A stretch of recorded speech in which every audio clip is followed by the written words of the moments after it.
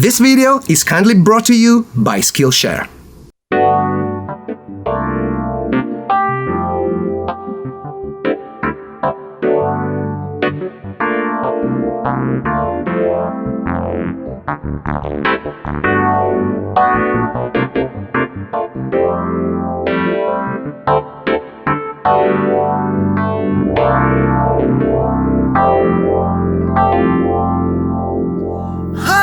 Welcome to Dr. Mix.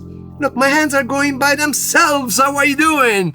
Today, it's question and music. As I promised, I am going to answer your questions because you have so many of them. So let's see, from the first video that I've done, question, how much do you use music theory when making music? Asks String Snare. Another question, have you ever dealt with burnout chasing your dreams, or did it come naturally? Let me explain, my dear friend. How much theory do I use? A lot of it. All of it. It's kind of like asking me, how much grammar do you use when you speak? All of it. Because otherwise I couldn't. Music theory for me was fundamental. I don't know if studying the piano as a classical pianist teaches you about music theory, but I certainly have studied it. Let's put it this way. I have studied orchestral composing and arranging at the Grove School of Music in the early 90s in America, but I also have lived majority of my adult life in the recording studio, where I have learned from people who had more knowledge than me. I've absorbed all the music theory that I could. That becomes, part of your language. You don't really think about it. At least I don't. I mean, if I'm, orchestrating and then I'm, looking for orchestral ranges, then yes, I'm literally applying my knowledge. But yeah, otherwise it's just part of the process. Do I ever experience burnout? My friend, if you're going to be a musician full-time and you decide for that to be your career, you are going to experience burnout in chasing your dreams. You're supposed to, because you're chasing your dreams, right? It doesn't come easy. There are moments where you say, why did I get into this? And also, it happens all the time. Ups and downs. I already have been through quite a few ups and downs in my musical career. Yes, I've been burnt out. And sometimes I said to myself that I may consider giving up, but I never really considered it. How many times do you take off and then put your sunglasses in a day? A lot. All right, there are a few reasons for the sunglasses. Number one, these are prescription lenses. My sight is pretty good, but not getting any younger, so I can use some help. Actually, let me show you my glasses. Yeah, my glasses collection. These are the new Wayfarer from Ray-Ban. I love this. These are not prescription. These are prescription. I use these ones quite often, especially if I have to maybe read from afar or if I have to read from close. I mean, I can read, but it's a lot easier with this. But then there is the Casey Neistat trick that I have learned. When I'm vlogging, I'm actually checking out the framing. But whilst doing that, as you can tell, I'm looking at this screen, not at the camera, aka you, the public. So by putting my glasses on, I maintain the illusion of looking at you. The last reason is because I really have sensitive eyes. The light of the sun really bothers me, and especially, I work late quite a lot. I wake up in the morning like this, and, I get the sun, so glasses. And this is a habit that I had since very young age. Plus, I'm Italian, and Italians like sunglasses. But I also have these ones. Yeah? Right. Thank you, Julian Romero, for the question. If you were stranded on a desert island with enough solar power for just 3 synths, what would they be? Asks Enoch Root. Look, I am a producer, so I am always very practical about things. I would probably have a workstation synthesizer, such as this one. Let's play some of it.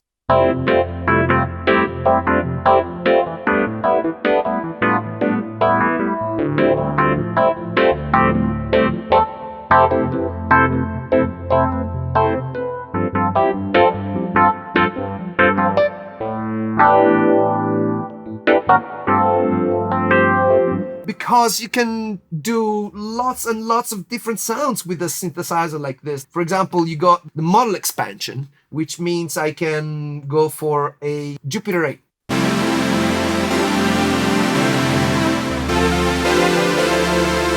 You know? Or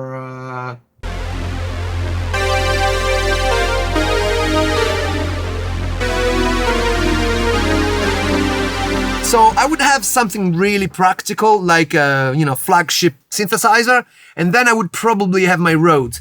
Definitely my Rhodes. Does it count as a synthesizer? I guess it doesn't. It would have to be the Mini Moog and probably my Prophet on that desert island. Next question. Please explain your hats, your rings, your necklaces, and the color red. I have made a video on my Sunlight Square channel about the color red. I thought initially that it was for the Kraftwerk album, but then I saw some picture of myself being like super young and I had red shoes. And apparently I had asked my mother for those, so I think it's been just a fixation. By the way, I'm gonna leave a link to that video. I like red. What can I do? Hats, ring, necklaces. I like rings. I like accessories. In Italy, I was like a session musician. I used to play a lot on stage, TV and things, and having accessories was a way for me to differentiate myself. But I also just genuinely enjoyed it. And because I am kind of obsessive in general, so I tend to collect glasses and necklaces, and I make this once. I make them myself. These are just normal beads. They come as white, neutral color type of wood, and then I stain them with different things, and I just like them. And the hats I started in the year 2000, and I went through different phases. At first it was beanie hats, then it was bandanas. And then I went to flat caps, and right now I'm having this longer period of cadet military style. I hope that answered the question. Brendan. Will Gianni asks, Claudio, have you ever worked with audiophile labels, and what's your approach to make albums sound great? Are you fighting the loudness war?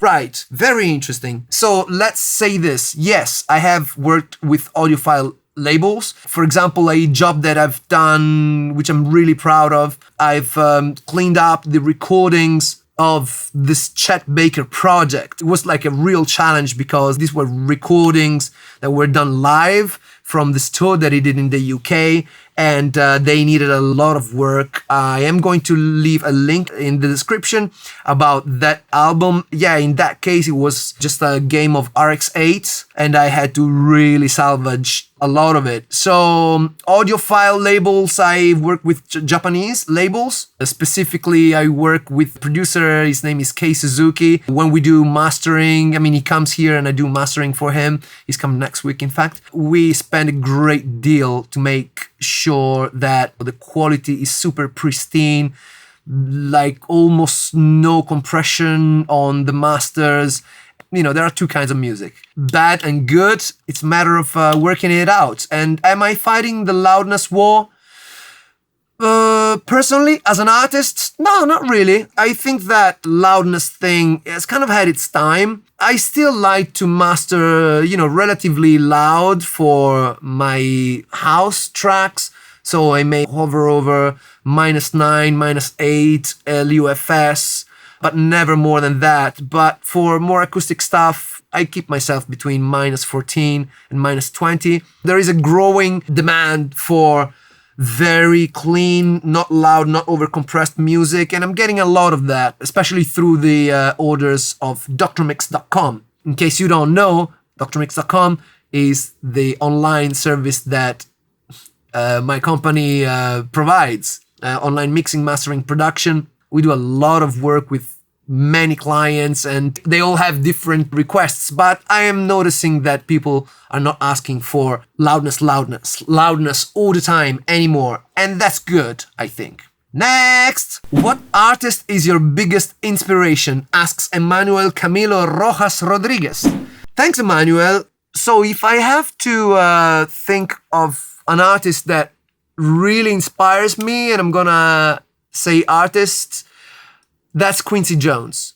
Probably, practically, I think I aspire to be like a good producer and being musical. But in terms of singers, composers, and things like that, I think that probably Stevie Wonder is probably one of my biggest inspirations. Herbie Hancock, I really, really like that man. I listen to a lot of jazz privately. I love electronic music. From the Kraftwerk to the Daft Punk. I'm a sucker for it. I'm a sucker for house music. I'm just sorry. I'm veering off. But yes, these are my influences. House music. I found out house music later in life, and I was blown away by it. Drum and bass. I love UK garage, breakbeat. I love African music. Oh man, African music. Afro-Cuban music. I like Latin music. Let me play some Latin stuff here. Let me see what I can get you, yeah?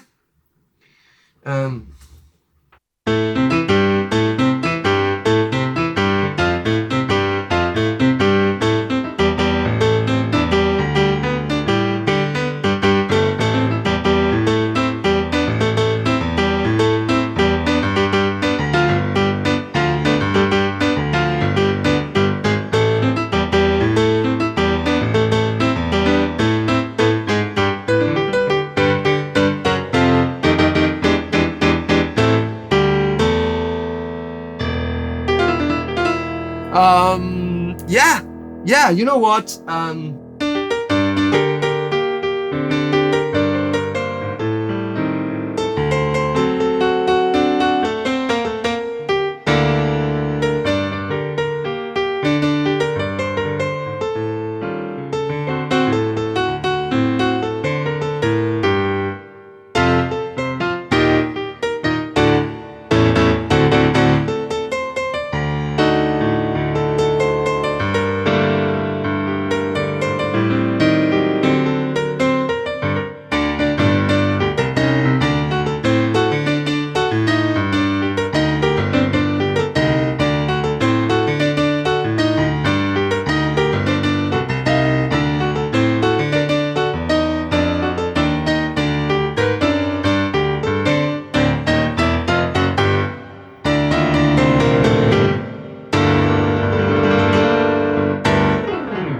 Sorry for the messing up a little bit, but yeah, I like salsa.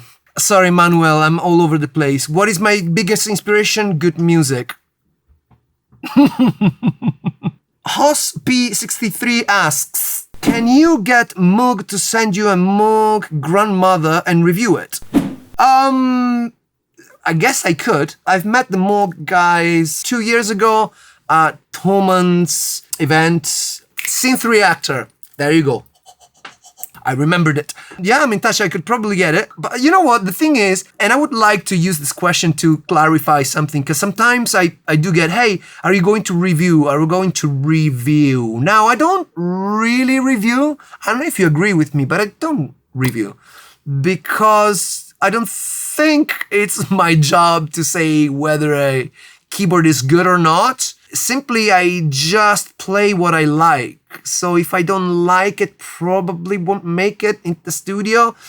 I mean, that's not the only reason, of course, why a synthesizer wouldn't make it to my studio. I mean, there are plenty of synthesizers that I haven't played. So many synths, so little time. Yeah, I'm curious about the Moog grandmother. All right, let's see. TechinMac asks, can you make a cool library for Yamaha Montage Modi X? A request. It has a built-in sampler. Yeah, and one of the reasons why you see me use the Modi X a lot is because it's a synth that I had for a long time. actually. And I had a chance to, put my own sounds, my own samples. I have developed it because it's very light, it's portable, it's good for traveling. So I ended up making a lot of sounds there. Yeah, maybe at some point I will make them available. Why not? But otherwise, recently I'm playing this guy a lot. Let's see, let's go just random. Let's see, what's this?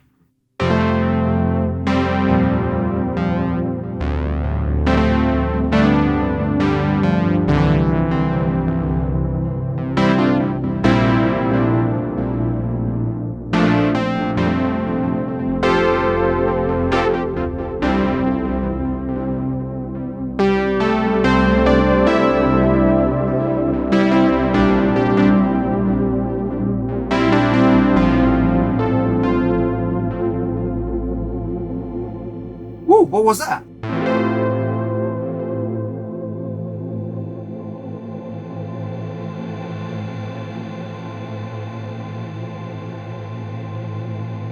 I can never do that thing.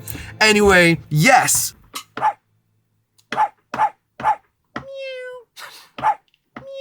As you can tell, I'm still experimenting with it. I think I've built few great sounds on it, but I want to dig deeper into that. Thank you for the question. Let's see. Jokesbooks asks, do you have courses and books you could advise to improve as a piano synthesizer player? Of course I do. It's called Skillshare. Skillshare is an online learning community where millions come together to empower their creative minds, with thousands of inspiring classes on topics including illustration, graphic design, video, and music. Skillshare is a really great place to explore your creativity. And you know what I recently really liked? YouTube Success Script, Shoot, and Edit with MKBHD, Marcus Brownlee. Man, if anyone can teach you about YouTube and internet success, he is the man. But yeah, of course, you can find a lot of courses about piano, music theory. I'm not the best at teaching music theory. Maybe I'm better at teaching other things, probably. I just don't have the patience. So Skillshare is something that I really recommend. All classes are really well made, and they are curated specifically for learning. No ads, very nice. And it's less than $10 a month with an annual subscription. I really invite you to check out Skillshare. The first 1,000 of my subscribers to click in the link in the description will get a free trial of premium membership so that you can explore your creativity. Your creativity. Skillshare. It's pretty good, actually. Next! Arcticterror asks, what do you think is the important thing for an artist-producer trying to build an audience in times like these? Times like this and other times, before or after, it doesn't really change. I really honestly think that it is important that you make content. At some point in the past, we had the 80s, and you could be signed by a label and they would make you famous. And to some extent, maybe that happens still today. Not sure if that happens outside of the talent shows and things like that. But yeah, we have this beautiful platform and we can make videos. I mean, as easy as, hi, today I'm composing this. What do you guys think? Post for free. Done. So it's to make. Is to make content, make music, because music by itself is great, but nowadays people's attention is on this device. So you might want to make some videos about the music. Be yourself, be your best self. Dress for the occasion, make yourself presentable, and be nice, be spontaneous, make your music, and tell us your story, because people identify with people. I'm so deep today. Next! Noah Burns asks, could you do a tutorial of how to recreate Royer's Everybody Lost the Sunshine? Oh, tune, man. I can explain it quickly here if I remember. I can't remember the key. Just 1 second, yeah?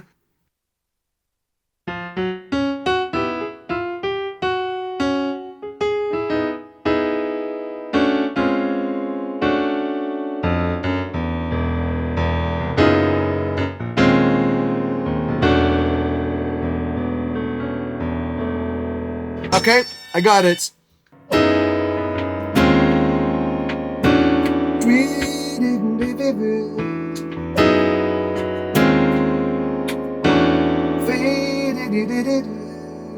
So it's this. Can you just, you know,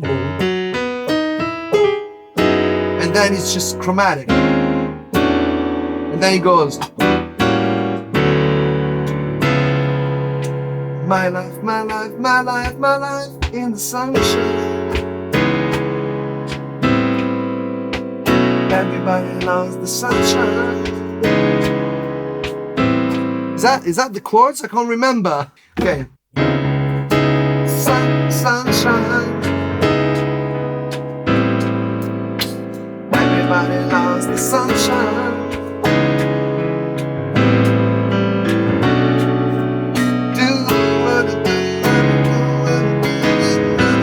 These are the chords. F minor 9, F sharp minor 9,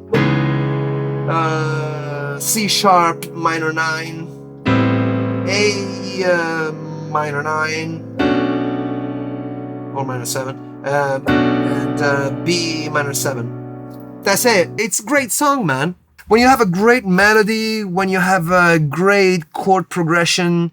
By the way, this is one of my favorite songs. I don't even know how I forgot how to play that. Yeah, because I haven't played it in decades. That's how. Next! Christopher Gill asks, Yo, Dr. Max, can you explain the reason why you use PC and not Mac for audio?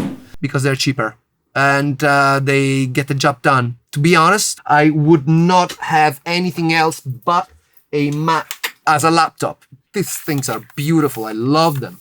They're expensive, but I buy one of these every 3 years, 4 years, and I just, you know, use them a lot. And they keep on getting better. But I was with Mac up until the G5 Intel, and then at some point they stopped making it. So I've tried the iMacs. They were alright, but they weren't really awesome. So when I needed a little bit more firepower, I decided not to get the expensive thing, but to just get the PC. And to be honest, they're perfectly fine. You know, it's like they run the same programs. Oh, Alexa reminds me to drink water every hour. They're not sponsors of this video. You have to drink a lot, man. Drink a lot of, not that drink. Nah. I'm talking about water. Drink a lot of water. I forget to drink, so I have Alexa reminder to tell me to drink every hour. And it's good. Next, I'm gonna just get a last question, because otherwise we're gonna go on forever. Pintxo Paxton asks, Hey Pintxo, how you doing, man? What is my favorite movie soundtrack? Mine is the soundtrack of A Beautiful Mind. Nice. My favorite soundtrack? Okay, I'm going to close this video playing, and I'm gonna play some of the tracks that I really, really like. I think this is from The Godfather.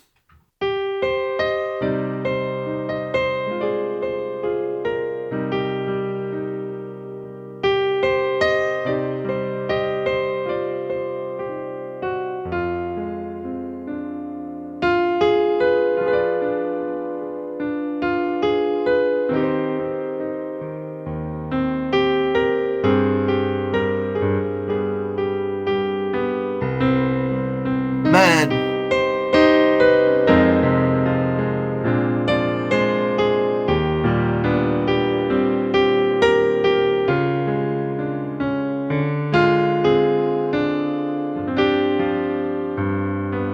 That's a beautiful melody. I think it's from Nino Rota, maybe? I like the soundtrack from The Pink Panther by Henry Mancini.